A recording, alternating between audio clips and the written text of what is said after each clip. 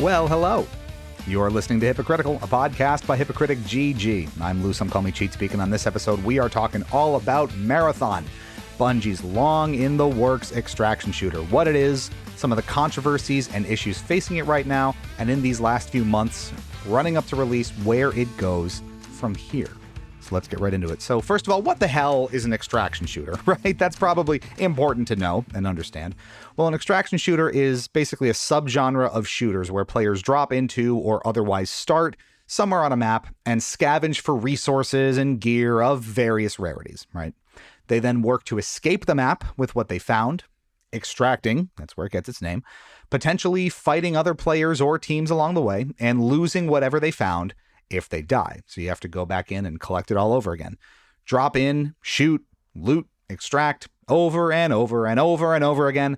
That's the loop of an extraction shooter. So Marathon, then, is Bungie's take on this specific genre of shooter, set in and based on the company's Marathon FPS trilogy.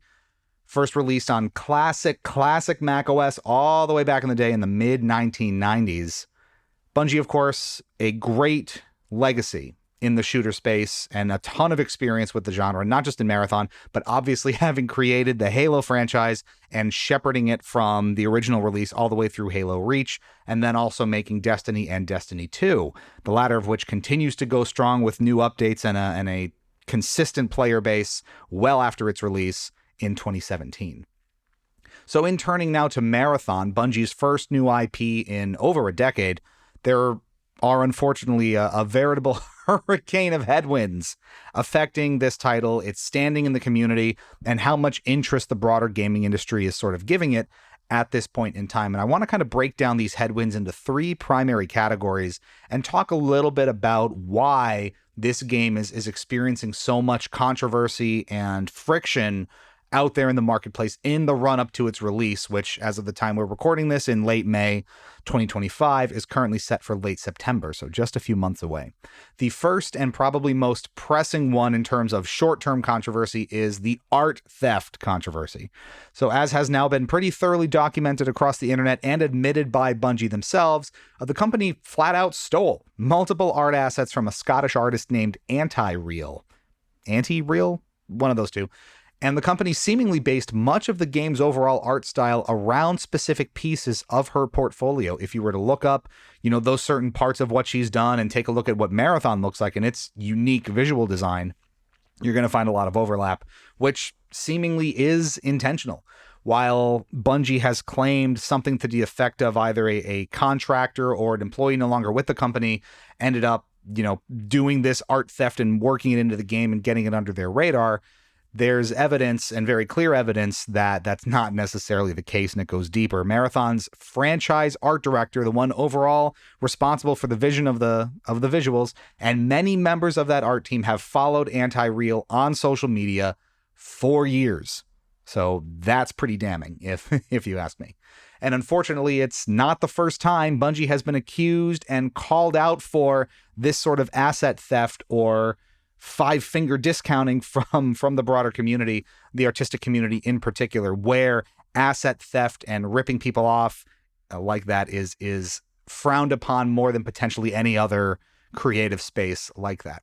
So it has revealed what is an unfortunate pattern, seemingly, with the studio and how it has gone about sourcing some of the assets and some of the direction of many of their titles.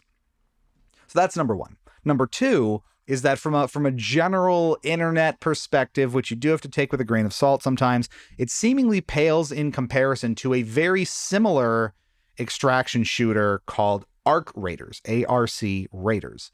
There are obviously major differences between the two, but they both exist in that same extraction shooter space and have a lot of overlap, considering both of them ran their closed alphas at about the exact same time and are kind of marching toward very similar design goals in terms of that extraction shooter space. Now, Arc Raiders, in terms of the design, and we won't dig too deep into the comparisons and the details here, does deliver a more quote-unquote traditional extraction shooter experience with things like custom characters and more robust options for solo play, whereas Marathon presents itself as a little bit more of a hybrid where a lot of those more common elements aren't included and it tries a bunch of different things in that space.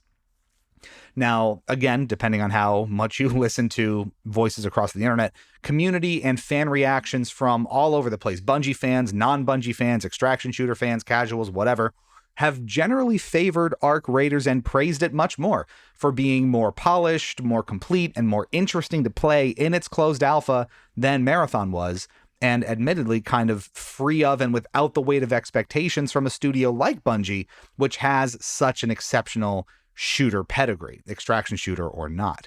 So it's interesting to see that this other arguably smaller title from a different studio is gaining so much more traction at the same time than Marathon, which has, again, seemingly been facing an uphill battle since it was first revealed, I believe, in 2023. So that's number 2.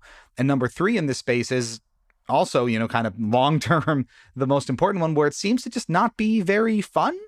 And this is where it gets very subjective and a little bit more murky, because fun is going to be defined a million different ways by a million different people, right? And if you look across the internet at reactions to the closed alpha, ever since it was announced, there have been a lot of divisive and mixed opinions on Marathon. I think much more than you've seen kind of with something like Arc Raiders prior to this point, and even with other Bungie titles if you look back across history.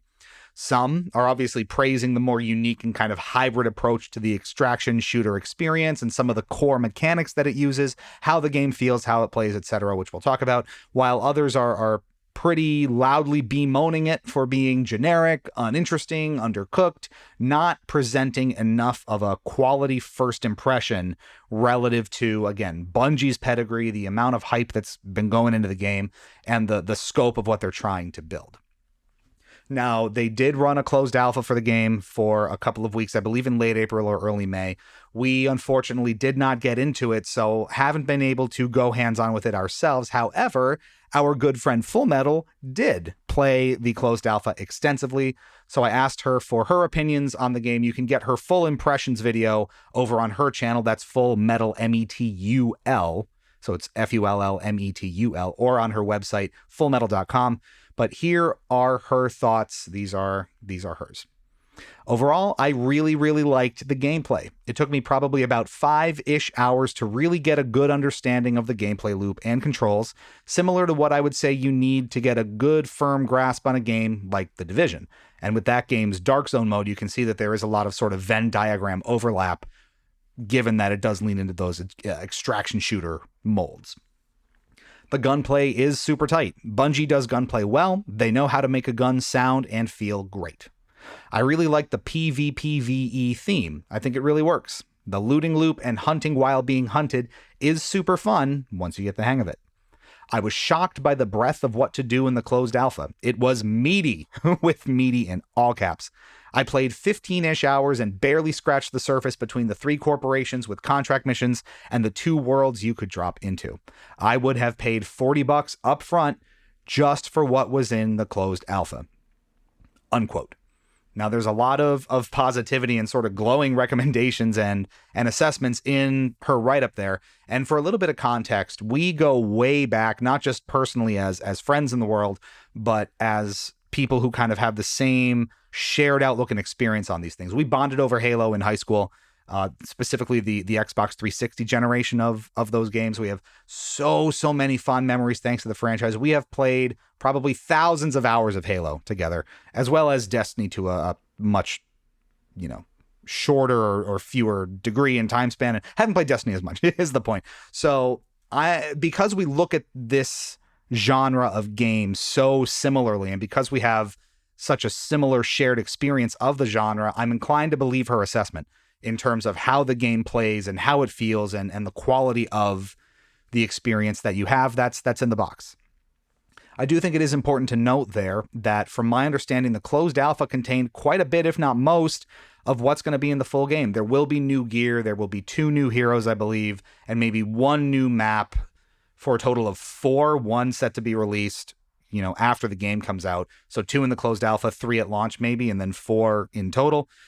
So given how much there is, and when you look at other similar titles like Escape from Tarkov and their price tags, there's a lot of free-to-play games in the space. This premium $40 price tag that Marathon is aiming to launch at may end up being a bridge too far For some, based on the challenges of solo play where you can't solo queue, where there's seemingly no proximity chat, to my understanding, and the amount of content that you get. Remember, just because it says it's a closed alpha, you're basically getting a pretty rich and near final impression of what the game is going to look like. If it does launch in that late September timeframe that they had announced, you're not going to see really radical changes from what you saw in the alpha. And that poses an interesting question. Where does the game go from here?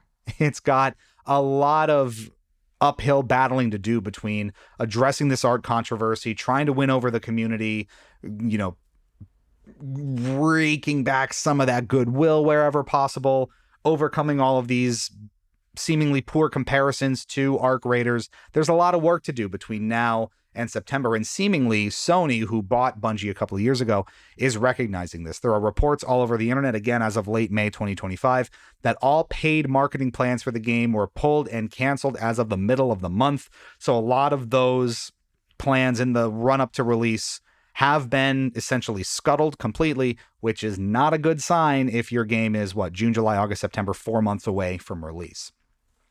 So what are your options? Well, basically, there's three primary options, right? You launch it when you promised you were going to launch it, you cancel it outright, or you delay it for some amount of time. Now, each of those has their own risks and has their own issues, and maybe we think these through a little bit. If Sony does choose to release the game and Bungie chooses to release the game on schedule as promised in September, based on a lot of the community feedback, based on people's thoughts about the game, it's going to basically feel like a death march in a lot of ways, where we have a product that has so many known and quantifiable issues, so many things working against it, so much ill will, you're almost seemingly sending the game out to fail. And why would they do this? Well, probably to recoup that marketing investment, right? And the development investment. There is a long history that admittedly mostly Bungie has sunk in terms of development cost and sunk cost and these kinds of things, where the game has been in the works for over 4 years, possibly as many as 6 at this point, with over 300 people working on it. When you consider that, obviously it's going to make sense that these companies will want to make their money back, and that's why a lot of these products come out in a subpar state or super incomplete. Look at basically almost any seemingly AAA release of the last few years, where it launches broken, it launches buggy, it launches incomplete, features aren't there that were promised. You got to get the game out to start making your money back. And that would be probably the driving force or driving reason why Marathon would launch in late September if it does end up doing so. Outright cancellation, potentially also an option. But again, given that long development history, given all of the sunk costs on this, and given how publicly the game has already been shown and played, there's been so much that goes into it. It is almost the sunk cost fallacy to some degree, where you've put so much in, you almost have to get something back at this point, and you can't afford to cancel it. So while it is an option, I personally don't see it from a business perspective as the right move in any case, but stranger things have happened, so I guess we'll see. What may be the most likely option, what a lot of people are hypothesizing will be the case based on the cancellation of the marketing, is a delay. And that raises a lot of questions in itself. How long is that delay going to be? What will it result in? Will there be some, substantive changes that happen based on it having a little more time in the oven, which it seems like it desperately needs? The fact of the matter is that, again, based on community feedback and how loudly people have complained about a lot of issues with the game, any delay would likely need to be substantial to help address the laundry list of complaints that people have called out, like a lack of solo queue, proximity chat, some concerns about using the hero system over customizable characters, all these sort of things. So you need to put in significant effort to earn back that goodwill and demonstrate to players that the game is ultimately going to be worth their time, especially towards some of those naysayers or people who are on the fence about the game, such as myself. And that raises the question of how much time will that take? How much time would Sony potentially give them? And what can ultimately be done in that time? Would it take 6 months? Would it take a year? Will Sony allow such a delay? They've had a lot of black marks on their record given their repeated failure in that sort of live service connected world space across the PS4 and the PS5 in the past few years. Concord comes to mind, and I'm sure that the company is eager to avoid yet another almost dead on arrival or ultimately unsuccessful connected game like this. So you have to kind of balance those priorities out and understand how much could it improve in 6 months? How much could it improve in 12 months? So if it launches, September 2026, or potentially in the spring or summer of 26, what can be done if you add in that extra time? Then you start thinking about what other games does it butt up against. If it's anywhere near GTA 6, it's going to get eaten alive, as will seemingly everything else in the industry when that comes out, just because that's going to be so big.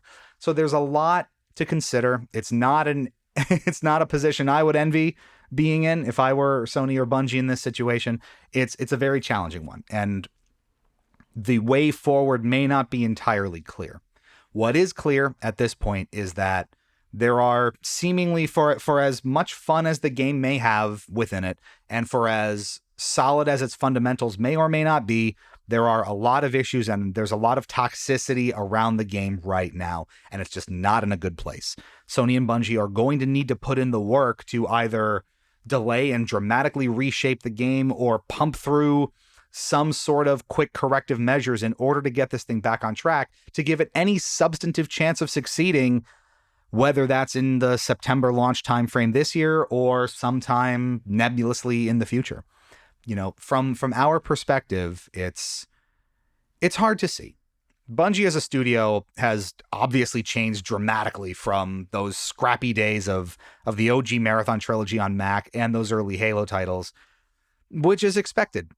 As those scrappy little studios grow and get acquired by major publishers and evolve over time, these things happen, and it's exactly what we've seen at countless other studios across time. BioWare, amongst many, many others. It seems to continue to suffer from some pretty serious managerial and operational missteps, which are now manifesting in a very public and egg on its face kind of way with Marathon. How they have not implemented some tighter process to screen art assets and ensure that they're, original is kind of baffling to me. It almost suggests either they can't or they won't. Again, they've had so many chances to kind of right this ship and just haven't. The game seemingly needs significant work, as we've said. Despite what's positive about it, despite the people who really love it, it does seem to need a lot of work to reach the current level and achieve parity with its peers. And we're not outright rooting for it to fail. We obviously, you hate to see a game that a ton of people are pouring love and time into. You don't want these things to fail, but it's hard to support either Marathon or Bungie as a whole at the moment, given all of these current issues. Now, whatever your thoughts are on a game entering a crowded space like another Battle Royale, for example, or another live service kind of MMO or whatever it is, we often find a lot of joy and a lot of fun in some of those lesser known titles. Project Ethos was one that we, have streamed on the channel before, spent a lot of time with, and thoroughly enjoyed, despite it probably going to struggle in finding traction in that Battle Royale PvPvE space. Doesn't mean the games aren't fun. Doesn't mean that there's not value in those experiences, but you have to consider the entirety of the context and the story of the game when you make some of these decisions of where to put your time and where to put your money. So we'll see. Hypocritic.gg is your hub for all things Hypocritic. Check out our live streams, convention coverage, video reviews, industry interviews, and more. And join our Discord community where you can react to topics we discuss here on the podcast and get the inside scoop on what's coming next from us. Thanks so much for listening. Stay fresh, cheese bags. We'll catch you back here real soon.